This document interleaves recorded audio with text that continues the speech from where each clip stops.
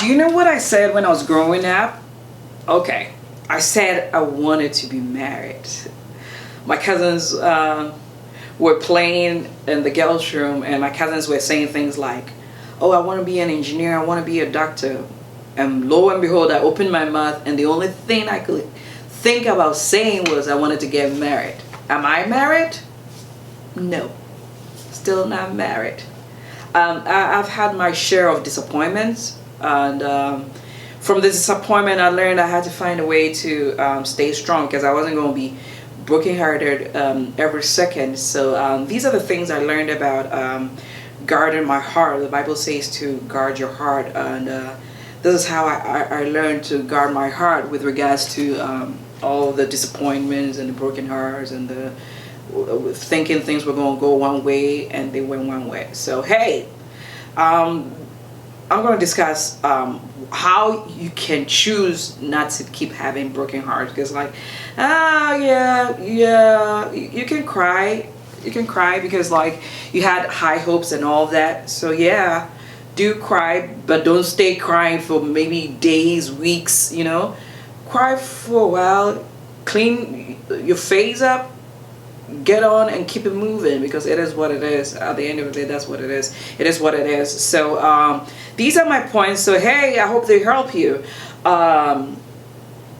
So the first thing is that accept that dating is a screening process, and dating is courtship. The two of you are trying to figure out if the two of you can build a future together. You don't necessarily need to stay married. Like, it's just figuring out if the two of you can build a future together.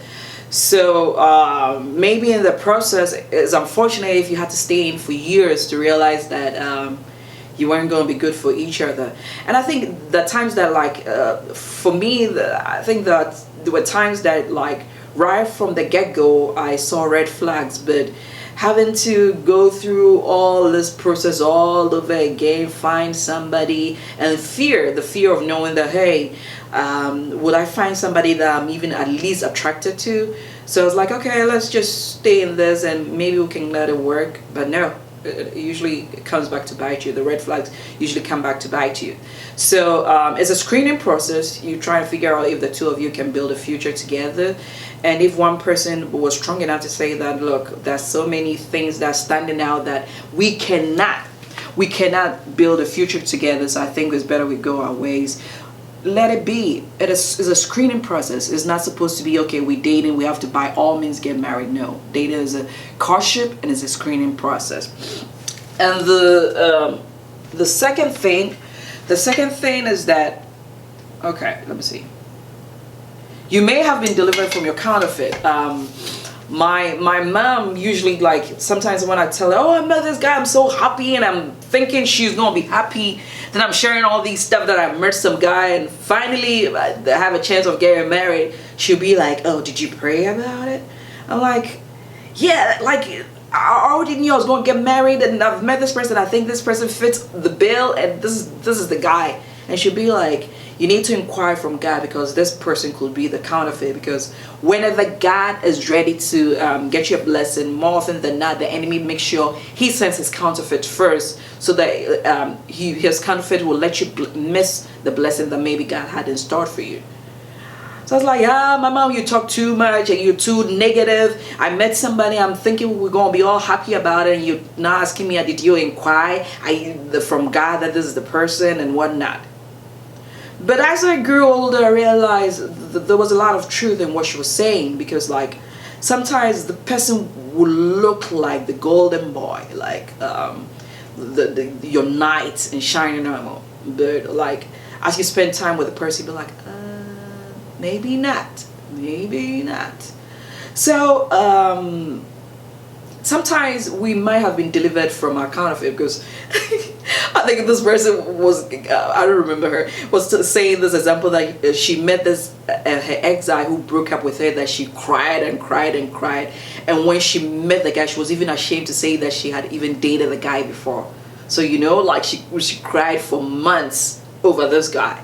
And she saw this guy recently. She's like, oh my gosh, I thank you that you delivered me from this guy. So maybe a breakup could be like God delivering you from your counterfeit. So hey, you never know. Like, if you're a Christian, the Bible says that for everything give thanks. So maybe God was just delivering you from yourself because you made a wrong choice. You ended up with a counterfeit because maybe for fear or whatever, you ended up with a counterfeit. And God, knowing where He wanted to take you, He delivered you from your counterfeit. So the other thing is, there's a lesson to be learned from everything in life. Like, if you're really looking to learn, there's a lesson to be learned. Maybe there's some things about you that you're not ready to be married yet. You're not ready to be in a committed relationship yet. Or maybe whatever the reason is, maybe however you end up with the wrong people or whatever, there's a lesson to be learned. There's a lesson to be learned. And if you're looking for it, okay, you take the breakout, assess it. What was my path in this breakup? What could I learn from this experience? So use it as a fuel to, by all means, move on to greater and better things. Learn from it. Learn from the experience. What did you learn from the relationship? What did you get out of the relationship and all that? And hey, just use it as a fuel and onward and upward you're going from that relationship. Cry, by all means, cry for a while, but don't stay crying. And it's unnecessary. All those pity party is unnecessary. It is what it is. The relationship ended. Oh well, it would have been good if you were married, if the person was right. But maybe the person wasn't right. So hey, it is what it is. And another thing is, you need to learn to reside in yourself. What do I mean by that? To learn to reside in yourself, you need to be content with just you. You need to be able to be happy with just being by yourself and being content with yourself. One way you can do that is through your spirituality, because above all, only God can fill the void we have in our lives. So it's good for you to be in touch with your spirituality, because it could be that you were even married and you really fully in love. What if, God forbid, the person dies before you die? Your life will still need to go on. So from jump start, you need to be content with just being by yourself. You need to be happy all by yourself. Other people will help add, but all by yourself, you need to find happiness. You need to find peace all by yourself. And be okay with being the only single person in the room. Like, maybe all your friends are married and maybe you go to parties and everybody's with their husband and they look over, oh, me, no husband, no boyfriend, no nothing. Just be happy with what it is, because we all have different destinies and we all have different times that things are supposed to happen for us. So there's nothing wrong with you being the other person in the room who is single. Be okay with that. There's nothing wrong with that, because hey, it is what it is. So just be happy, be content, be with being only the single person in the room. There's nothing wrong with that. There's nothing wrong with that. Be content with just being by yourself, and it will help.